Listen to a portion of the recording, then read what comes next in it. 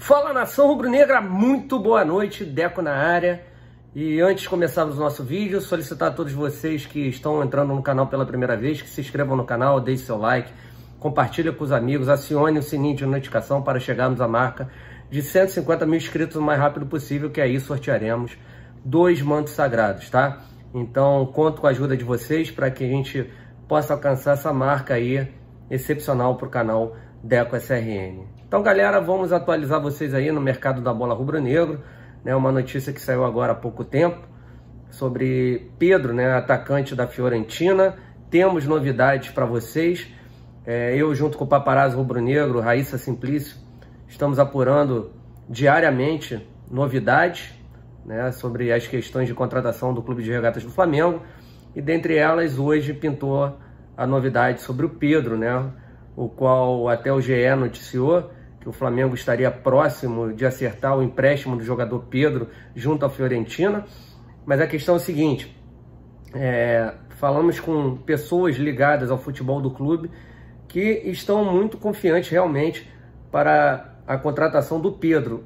Como é que seria feito a negociação Pedro e Flamengo? O Flamengo iria contratar o Pedro, né, por um valor de empréstimo. O Flamengo pagaria um empréstimo à Fiorentina e aí a Fiorentina iria, né, lógico, estipular o passe do jogador Pedro para o Flamengo comprar até o final do ano. Só que acontece um fator aqui interessante para vocês, que a gente apurou junto, eu e o Papa e a Raíssa.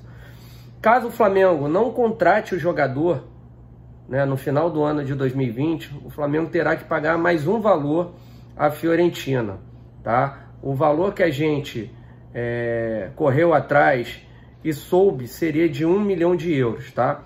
Então, o Flamengo pagaria um valor para a Fiorentina e depois, caso o Flamengo não quisesse ficar com o jogador, com o preço do passe fixado, o Flamengo teria que pagar 1 milhão de euros, tá? Então, seria um montante no início e um montante no final. Pela informação que a gente recebeu, o Flamengo pagaria, né, pelo empréstimo 2 milhões de euros, tá? Foi a informação que a gente recebeu, tá?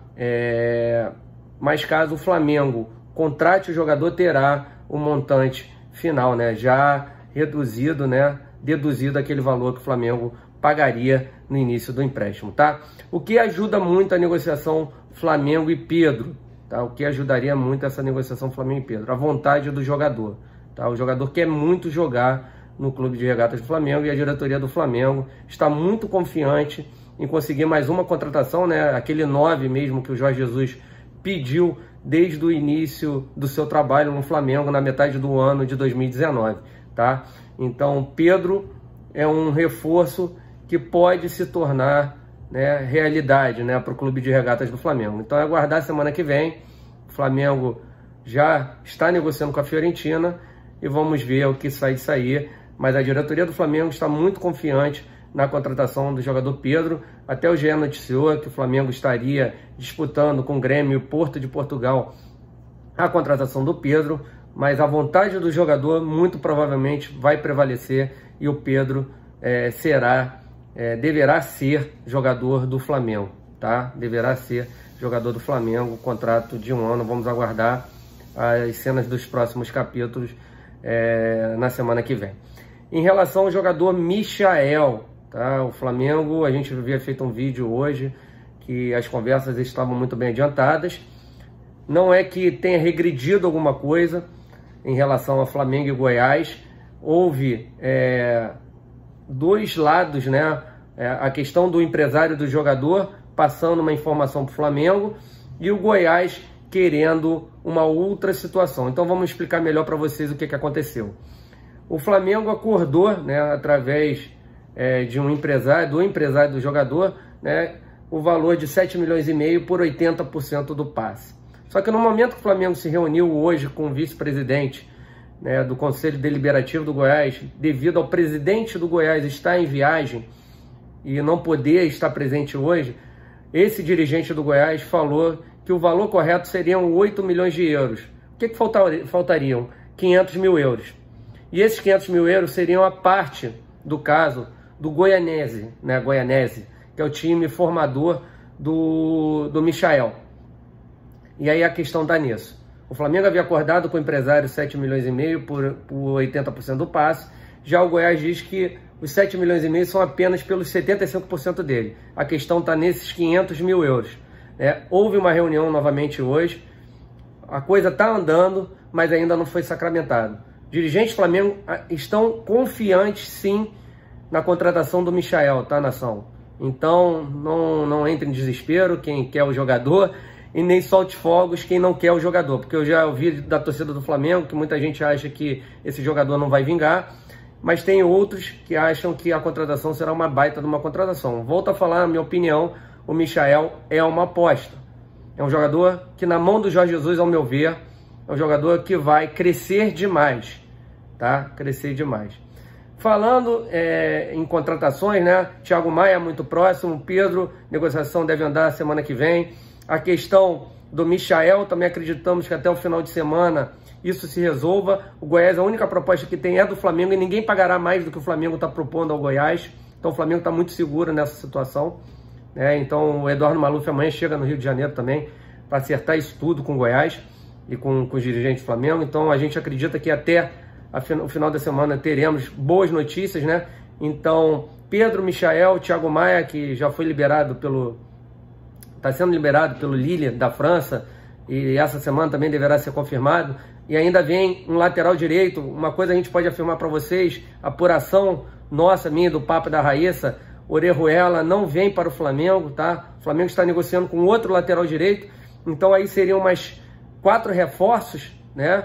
O lateral direito, o Thiago Maia, o Pedro e o Michael, e ainda tem, né, a questão do Gabigol, que deverá renovar o contrato, e aí, pelo que a gente soube, muito provavelmente o Flamengo fechará, tem o Thiago também, além do Pedro Rocha e o Gustavo Henrique, muito provavelmente o Flamengo fechará neste momento, né, até a metade do ano, o seu elenco, né, para o Campeonato Carioca, Supercopa, Recopa Sul-Americana e também começar a primeira fase da Libertadores da América, né? Eu, ao meu ver, acho que o Flamengo ainda necessita de jogador de meio campo para ser reserva imediato do Arrascaeta e do Everton Ribeiro, tá?